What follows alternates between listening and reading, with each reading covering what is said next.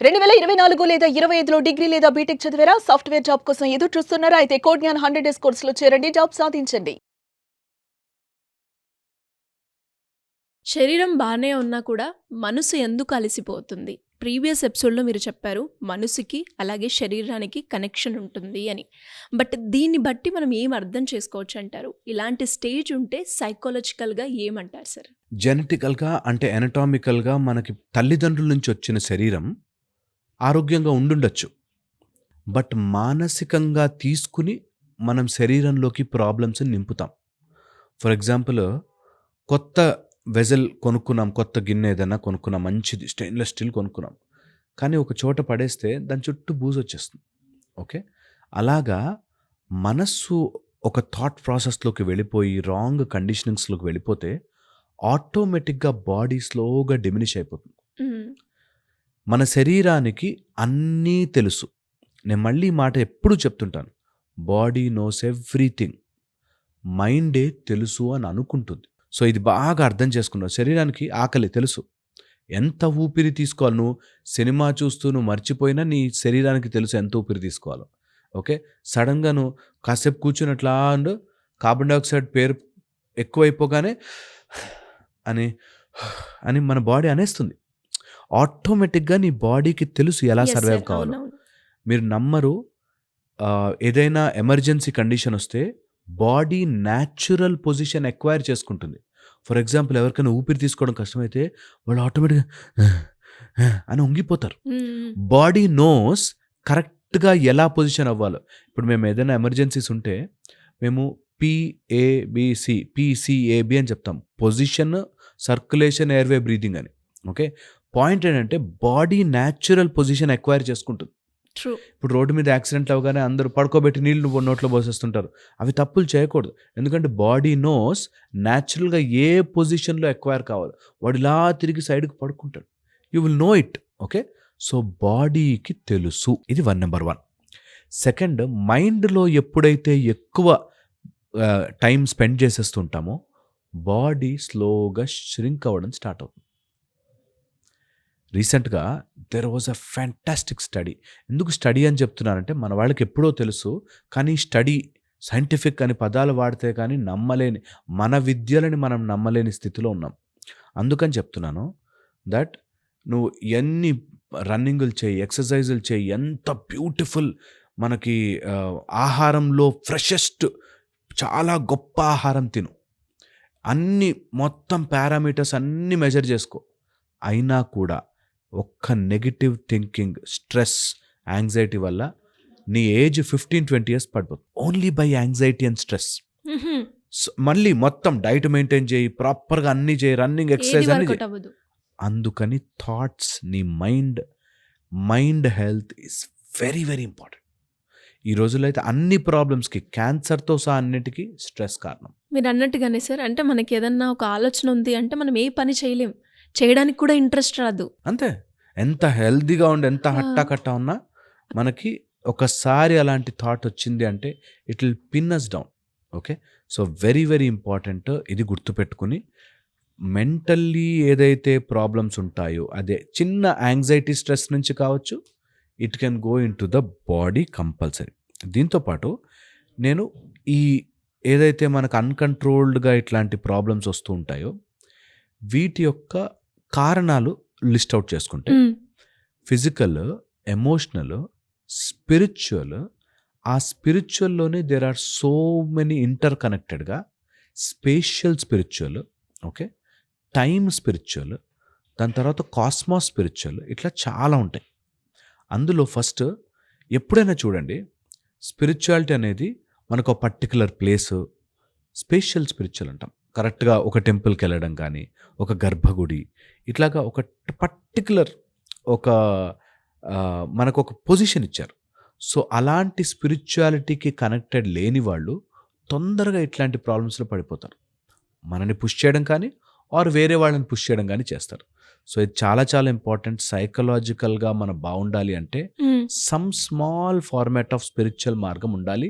Which should be a spatial. అంటే నేను అక్కడికెళ్ళి కూర్చుని నేను రోజు ఒక 5 నిమిషాలు నేను I will centre my senses అనుకునేవాడికి ఇలాంటి నెగిటివ్ థాట్స్ కానీ, ఇంట్రూజివ్ థాట్స్ కానీ, ఆర్ మనని ఇంబ్యాలెన్స్ చేసే థాట్స్ కానీ రావు.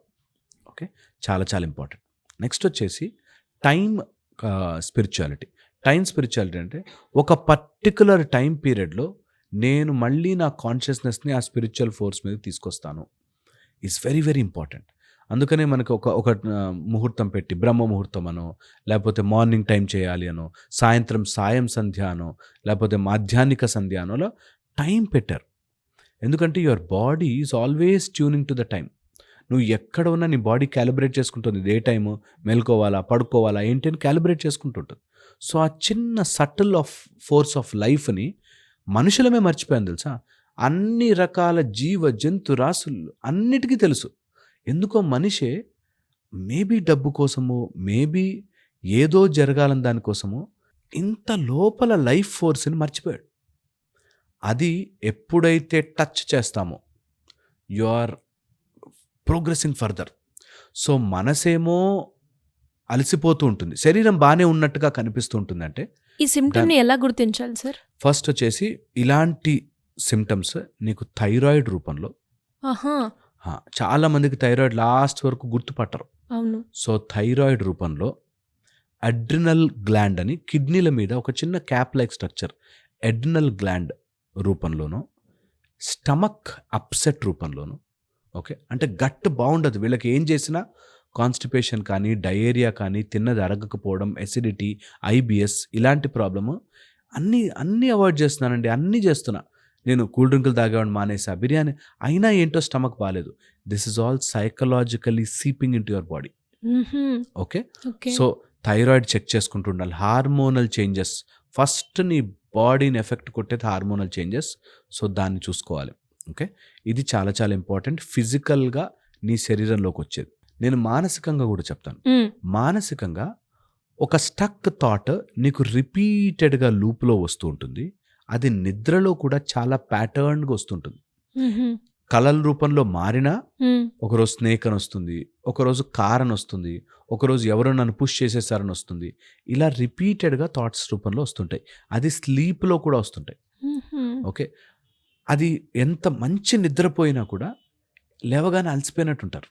అవును సార్, చాలా మంది చెప్తారు. దట్ ఈస్ క్లియర్ దట్ నీ మైండ్ రిలేటెడ్ వస్తుందని. సో మానసికంగా ఎందుకు ఎంతూజియాస్టిక్గా లేము అంటే ఇలా మన శరీరంలోకి మెల్లగా దిగుతోంది ఇది.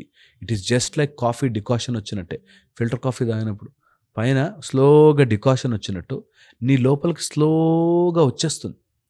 అండ్ అది కొన్ని స్టేజ్ అయిపోయాక ఎప్పుడు మొదలైందో కూడా మనకు గుర్తుండదు.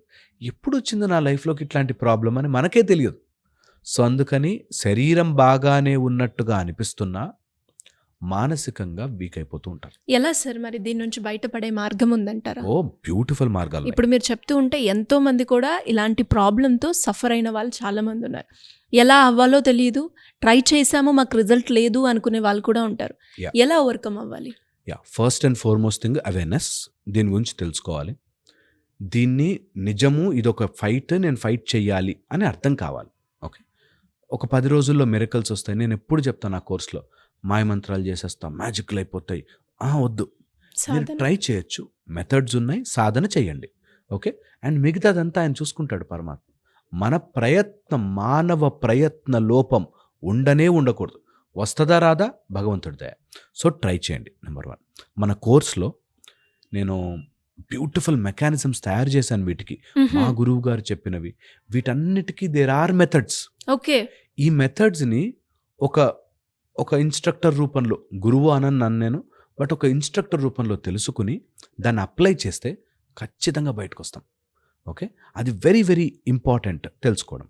సో ఇది మనం 1 వీక్ కోర్స్ లాగా చేద్దాం. And 1 hour a day. 1 week ఉంటుందా సార్? 1 వీక్ ఉంటుంది. టైమింగ్స్ ఎప్పుడు ఉంటాయి sir? Mornings, generally mornings 5 to 6 అట్లా పెట్టుకుంటే వాళ్ళ మైండ్ కూడా ఫ్రెష్ ఉంటుంది, చేసుకోవచ్చు. దాంతోపాటు వాళ్ళకు ఒక చిన్న మెథడాలజీస్ ఇస్తా. ఓకే, అవి ఫాలో అవ్వాలి. 41 days, 51 days స్లోగా బయటకు వచ్చేస్తారు. ఇది బయటకు వస్తారా రాదా అనేది పక్కన పెడితే, ముందు అది ఎఫెక్ట్ చేయదు, వాళ్ళని బాధ పెట్టదు. తర్వాత దాటడం ప్రయత్నం. ముందు నేను బురదలో పడ్డాను, అయ్యో బురదలో ఉన్నాను బాధపడ్డం కాదు. ఓకే, దాటచ్చు, దీనికి దెర్ ఇస్ ఎ మెథడ్.